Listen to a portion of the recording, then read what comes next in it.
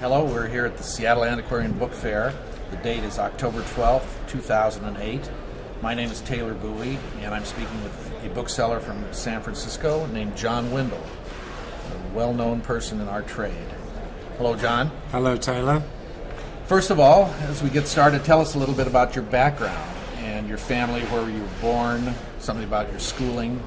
Right. Well, I was born and raised in England, although my father was American and my mother was English. And so, like Winston Churchill, I have either the best of both worlds or the worst of both worlds, depending on how you look at it. I think Churchill once said we were two countries divided by a common language. I grew up in Hove, which was a very boring little town with almost nothing happening, in a family that had very little interest in books. For some reason I did, and I collected books from the age of 6 or 7 by acquiring book tokens from all of my relatives and family friends for Christmas and birthday, taking the book tokens down to the local bookshop, which was called Cumbridge's, and trading them in for Sir Walter Scott, who I was trying to complete in a small 12-mo red leatherette edition that I was especially proud of. From Walter Scott, I went on to Arthur Conan Doyle and the historical romances, and it wasn't until I was 10 or 11 and my godmother had given me my own bookplate, recognizing that this was clearly an obsession that would continue.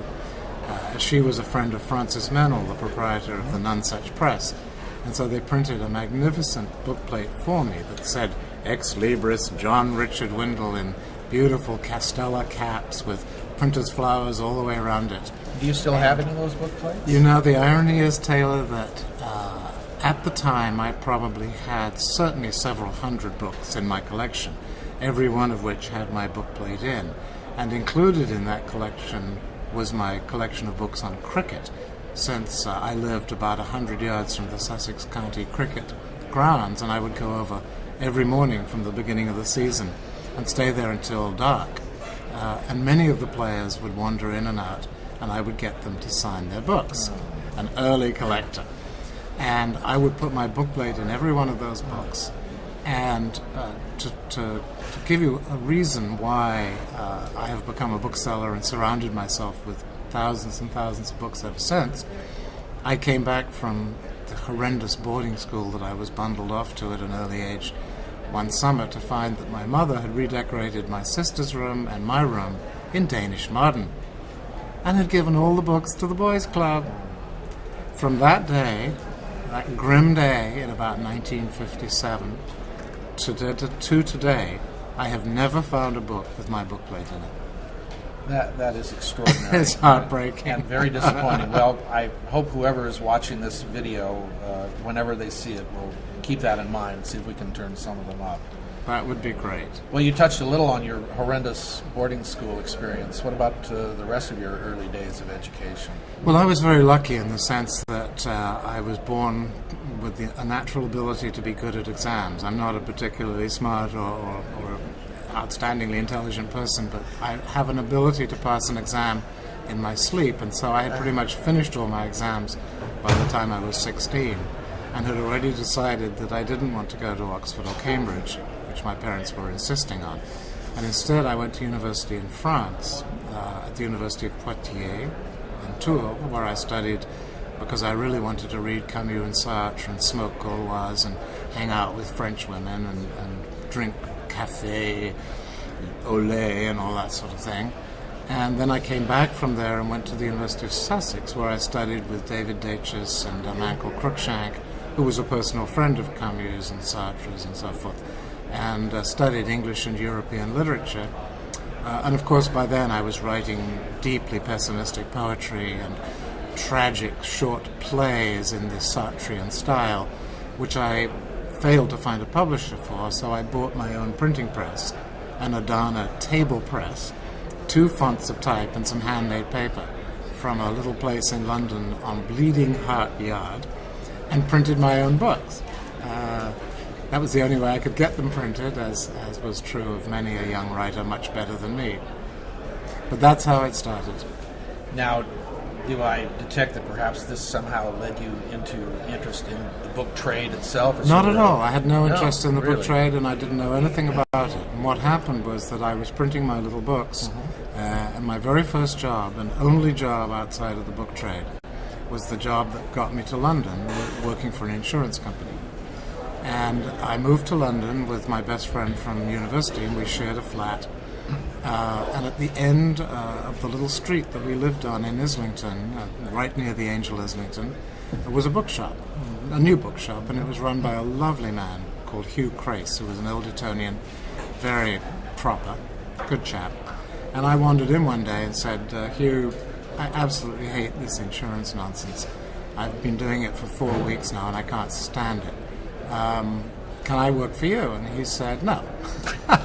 He said, there's absolutely no money in the book business. I can't afford you. But you might try working in an antiquarian bookshop. And there's this one called Bernard Quaritch down on Grafton Street. I'd start there. And I didn't realize at the time that he was joking.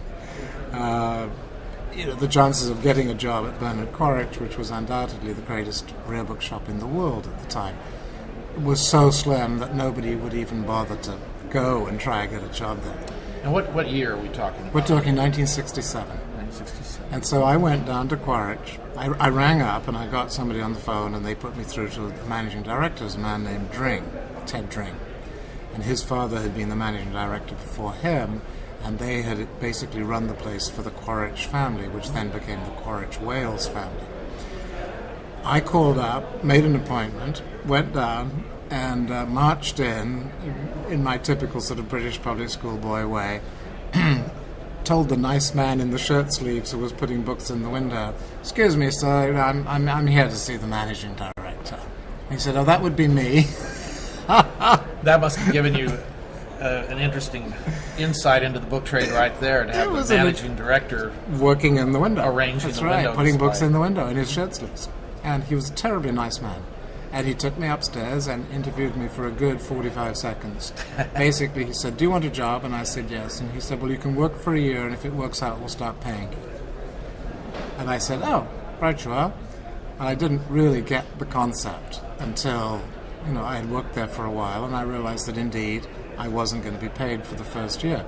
So I took a job in the pub at the Angel Islington in the evenings and weekends, to pay the bills, and I swept floors, and I dusted books, and I delivered packages, and I ran from auction house to auction house, literally running on foot, to pick up the books that Quaritch had bought that day, bring them back to the shop, and then deliver them to the departments so the experts could collate them, and then send them on to Yale, Harvard, Princeton, the British Library, the National Library of Scotland, National Library of Wales, National Library, and Quaritch represented everybody.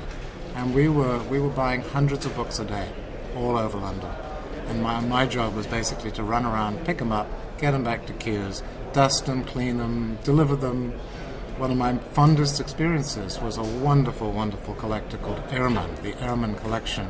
He collected the history of printing by place and wanted to have the first book printed in every town in Europe. And it was a magnificent collection. And he had bought a book from Quaritch, and they asked me if I would deliver it. And they lived in a very grand, beautiful block of flats near Lord's Cricket Ground in St. John's Wood. And so I went over, and again, I was so naive at the time, such a naive. I knew nothing about business, nothing really about the world, having basically been in boarding school my entire life.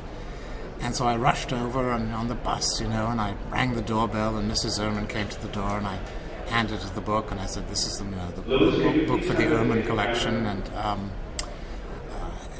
make sure it's delivered properly." And she said, "Thank you very much, young man," and she took me by the hand. And I felt a bit uncomfortable. I didn't quite know what to do, and I didn't know if she was like going to take me inside or what she wanted, and she was pushing something into the palm of my hand. And I sort of backed away and left, and I realized she had put half a crown. She was tipping me. I'd never been tipped in my life. Yeah. I had been taught to tip the staff and tip the help and leave 5 shillings when you stayed the weekend at a country house, but nobody had ever tipped me. Must have made an impression on you, given you were doing this work for no salary. It made a huge impression. I think I took a taxi back to Kears and told my boss, "I just got tipped." My boss at Quaritch was a man called A.E. Newton, same initials as the American collector. We used to call him young Mr. Newton because his father had worked at Quaritch before him. And he was 90, and he had known Mr. Quaritch, and he had known young Mr. Quaritch, Bernard Quaritch Jr. And the best story of many, many stories that I could tell about Mr. Newton, who was a screamingly funny man in that very dry English way, was that one morning I was up at the top of the ladder dusting the books, as was my job, and taking off the tops of all the Solander cases and putting them back on. And somehow my sleeve caught a book and it fell to the floor. And Mr. Newton, who was about 90 at the time, staggered over very slowly, and he bent down and he picked it up and he handed it up to me and he said, "It's second hand now." So by now I'd graduated to the ground floor, and I was working in the department that they called Modern First Editions, which was books after 1700. That was the terminology. That was the terminology. Now, were you still without salary at this No, time? no, a year had passed. A year had passed. I was now on salary, £8 a week, which was good because my flat cost me £3 a week. 45 Colbrook Row in Islington, which is now, you can't buy a house for under £1 million there. Then it was so cheap it was frightening. What year would that have been? That was 1967. I'd moved there. I moved to Colbrook Row with my friend Paul, and that's when I met Hugh Crace, who sent me down to Kews. And so by 68, I was a full-time employee at Quaritch's and sat at the front desk and got to greet the nice grey man in the suit who came in and said, "Good morning, I'm Paul Mellon, I'm here to see Mr. Dring," or "Good morning, I'm Lessing Rosenwald, I'm here to see Mr. Dring." "Good morning, I'm Raphael Esmerian, I'm here to see Mr. Dring."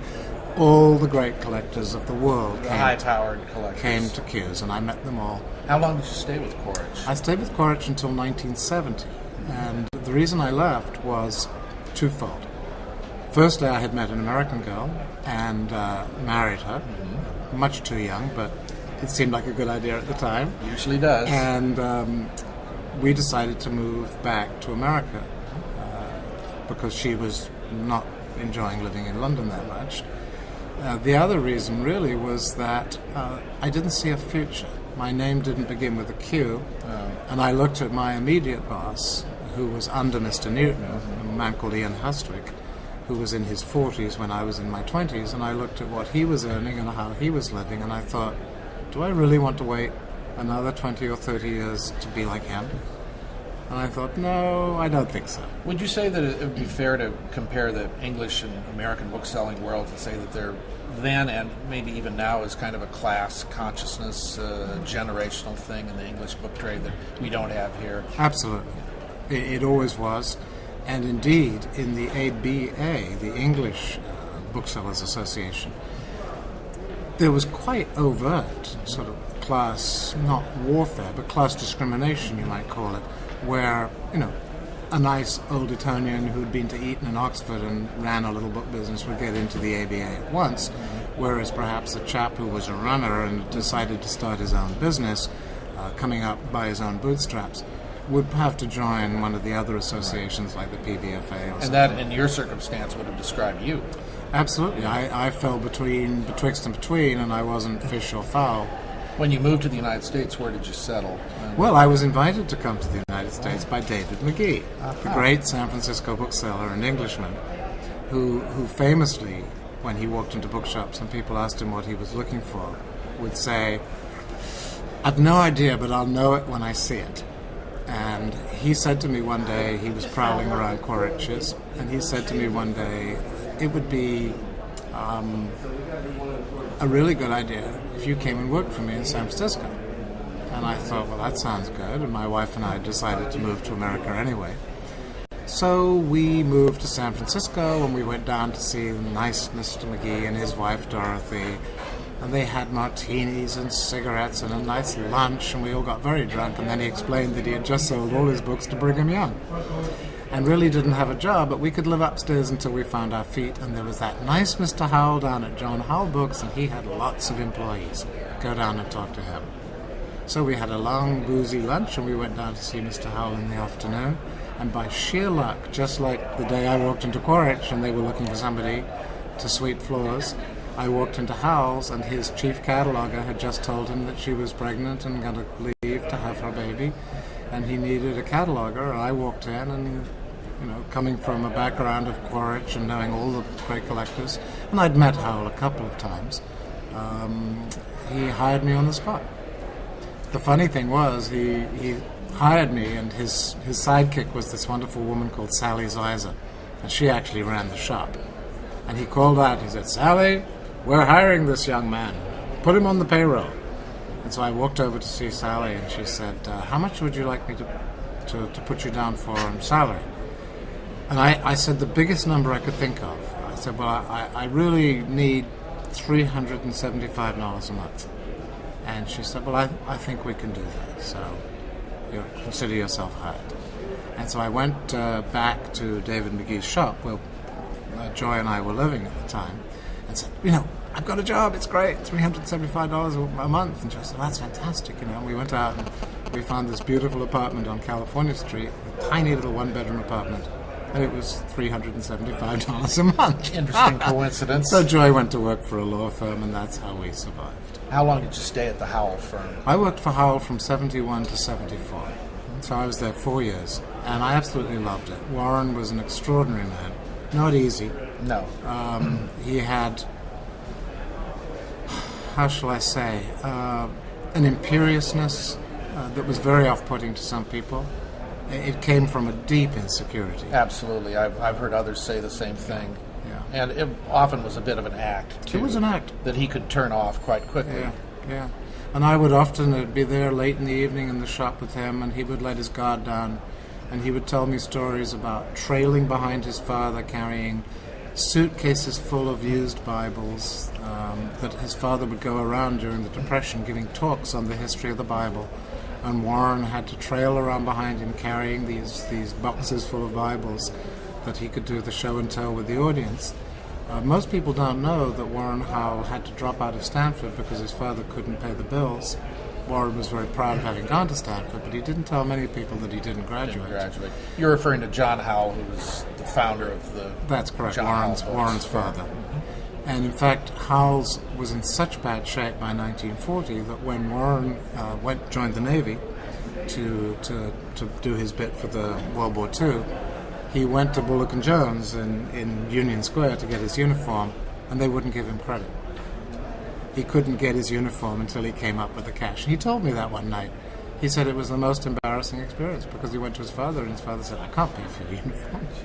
And Warren had to literally scrimp and save and borrow from friends. This is a man who, 30 years later was a member of the Pacific Union Club, the Bohemian Club, And a very sharp dresser. And a very sharp dresser. Always wore a suit, Monday through Friday. Always wore a blazer or a sports coat and a shirt and tie, button-down shirt and tie on Saturday. Yep. First suit I ever bought, I referred to as my Warren Howell suit. That's right. You probably bought it at Bullock and Jones. I did not. Well, what led to your leaving the employ of Howell's? Warren and I basically had a male-to-male confrontation, and it was very unfortunate. And I regretted it at the time, and I regret it to this day. I took issue with something that he did, and looking back at it, he shouldn't have done what he did, but I shouldn't have made such a big deal about it. And the woman involved, who was my girlfriend at the time, she didn't actually care that much. I was much more upset than she was. But it was Warren's way, and I stormed out in a fury and wrote him a very angry letter, and he tried to have me thrown out of the country, and we butted heads for a while, and I started my own business in my bedroom, dealing with one or two of Warren's customers whose phone numbers I could remember. And really, it was, for the first 6 months, it was absolutely, didn't know where the next penny was coming from. But it started to build up a little bit, and then Ron Randall, who had also worked for Howell's, whose father was Dave Randall, head of the Lilly Library. And a former antiquarian bookseller himself. Correct, head of Scribner's, and had formed the Lilly Library for Josiah K. Ron came to me and said, how about going into business together? My dad will give us all of the Lilly Library duplicates, and I need a partner, and I've got a little bit of capital because I own a house, and so I can get a line of credit. I think, you've got the smarts and the energy and the good customer skills. I've got the contacts. I think we'd be a good team. And I thought about it for about 10 seconds and said, let's do it. And this would have been 1975? This was April 1st, 1975. Randall and Windle opened their doors. And to give you a hint of what it was like in those days, which has changed so much for young people these days, Ron and I opened our shop at 68 Post Street, 3 blocks from Warren's, and 2 blocks from Barney Rosenthal, and 2 blocks from the Brick Row Bookshop, and there were probably 4 or 5 other used and rare bookshops within 2 blocks. Oh, absolutely. Holmes Bookshop, the Old Bookshop, and so forth. We took a 1,500 square foot 4-room office. I remember that office. We had 2 secretaries, Joni Reddington and Shirley Sheffield. Ron's wife worked for us as the bookkeeper, and I think our total expenses were under $1,000 a month. Well, those days are gone. Those days are gone, and that building is gone. Oh, the building's gone too. The building is now the Crocker Galleria. How long did the partnership last? Ron and I had a very happy partnership from 1975 to 79. In 79, his wife got ill and died quite quickly of a very, very destructive brain cancer that devastated Ron.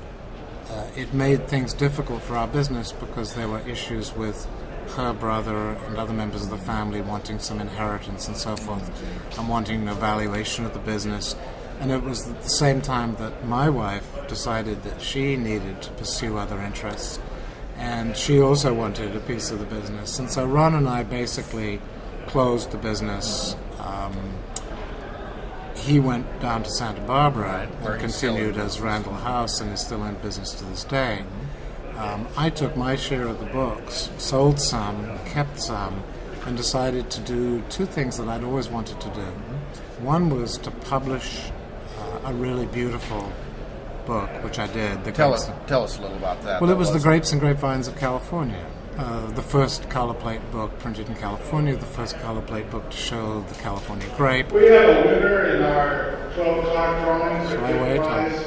Lynn Conway of Montevideo. Lynn Conway of Montevideo, if you capture the e-ticket desk. That's the disadvantages of live Yeah, that's okay. recording. So, by sheer luck, I had come across an original copy of The Grapes and Grapevines, of which only 9 copies were known to exist at that time. And it seemed to be an absolute no-brainer to go ahead and reprint it. And as experience has taught me, and if anybody watching this video wants to know, whenever there's a no-brainer, don't do it. Because no-brainers never work. Never a no-brainer. So here was this no-brainer, and everybody told me, oh my goodness, the book will sell out the day you announce it. So we did a really superb facsimile. And we did it in the spirit of the original. It was designed, printed, bound, published, and distributed in San Francisco using entirely local craftsmen. Phelps Schaefer did the lithography, the Amaranth Press did the design and so forth, the Schubert Bindery did the binding, and I announced it and sent out the prospectuses a week before the Americans were taken hostage in Iran. Yes. And the entire economy went south. The whole country lost, for sort of like 9/11, completely lost its footing for a while. I sent out 5,000 prospectuses and I got 12 replies. And I thought to myself, this is a no-brainer. And I will also reveal a little secret here, which again, I hope anybody watching this who wants to learn about the book trade will bear in mind, which is never turn down a sale that puts you in a profit because you think there's a bigger profit further down the road. That What is happened? truly wise. Yeah, what happened was, I published the book. It was $1,250 a copy, which was a lot of money then, but it was a magnificent book. Yes, it was. We did 100 copies in a binding, 200 copies in sheets. I sent out the announcement, got 0 response. I mean, 0. I wasn't selling enough copies to pay the binder. I get a phone call from Hugh Anson Cartwright in Canada. How much would I charge him to buy the whole edition? Every single copy. And I said, well, Hugh, you know, everybody tells me that the book's going to sell really well, and I just don't think it's in my best interest to discount it and sell the whole thing out. It's not doing myself a favor, and I'm sure that I can, in time, sell enough copies to pay back the bank loan and so forth and get into a profit. And Hugh said, well, it's a one-shot deal. Take it or leave it. I'll buy the entire edition at 50% off. And I said no. Turned out that he was buying it for Edgar Bronfman, who wanted to give it as his Christmas present to his 300 best customers. And when Hugh went back to Bronfman and said, you know, he's really not interested at that price, Bronfman said, okay, well, let's do something else. And that was the last of that. But when I went back to Hugh and said, I've changed my mind, he said, too late. Too late. Christmas is over. That was that. More ways than one. Yeah. And basically, the edition went south. I think I sold 65 copies, which was barely break even. The rest was sitting in sheets at the bindery, and what I didn't know was that sometime later the bindery was sold, and all the sheets were pulped. So there were only 65 copies actually completed of that book, as far as I can tell.